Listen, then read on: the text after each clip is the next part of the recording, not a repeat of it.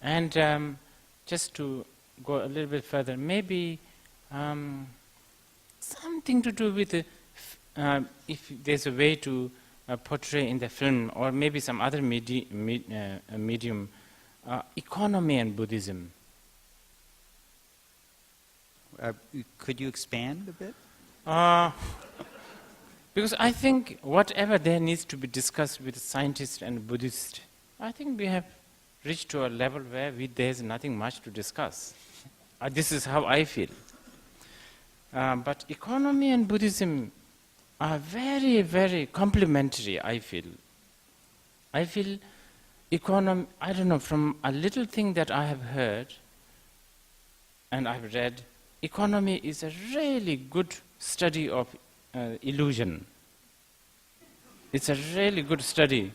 So if that can be, if we could really put this across some of the MBA students, maybe like towards the end of their, graduation, this might help, and with a plus, with a cause and effect, then maybe there is a little change in the ecology and all that.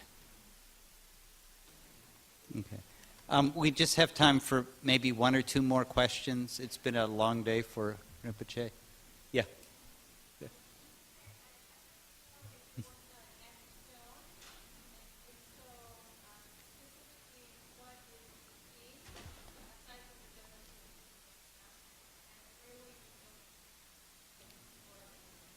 Okay, so the question is whether there's a next film in the works, and where and what?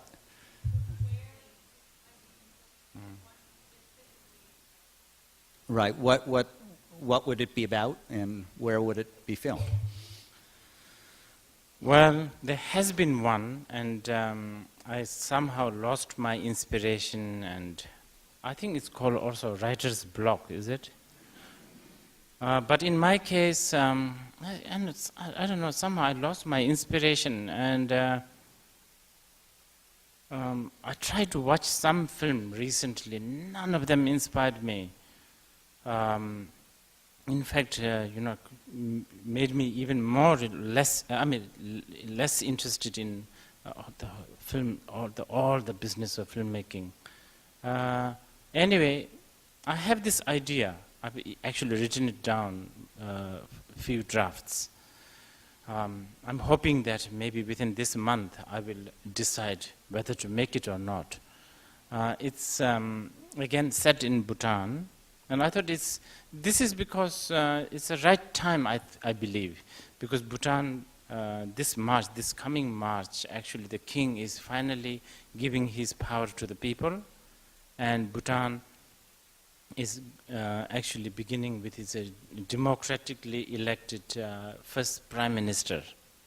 And last year, Bhutan exercised 2 mock elections. Probably Bhutan may be the first ever country who did this, sort of a mock election.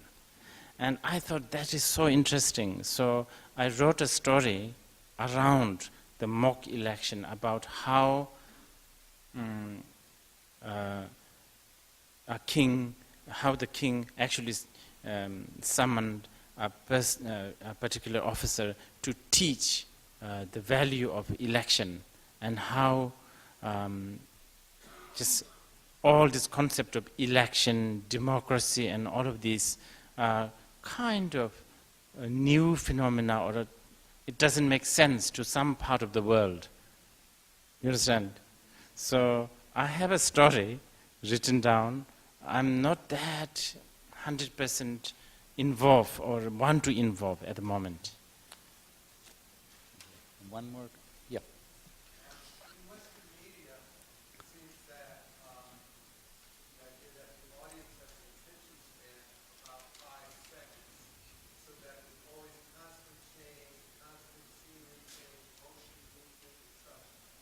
Is that kind of like a contradiction to Buddhism, where one tries to be still and quiet the mind? Let me know if I misparaphrase this, but is there some inherent contradiction between Buddhism and film?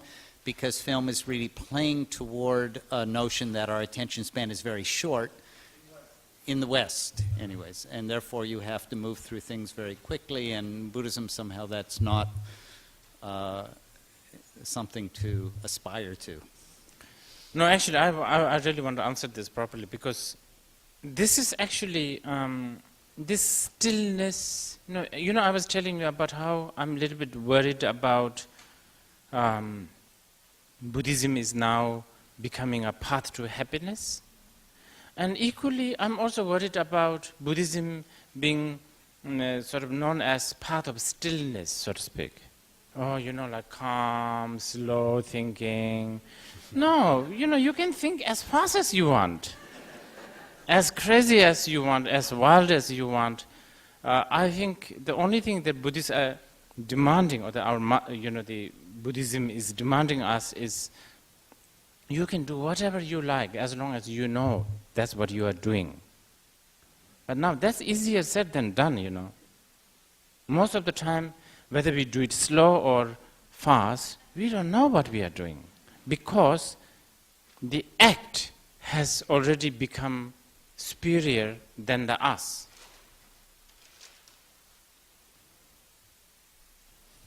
Okay, so I think on behalf of all of us, I'd like to thank you very much for coming up for Thank today. you, actually.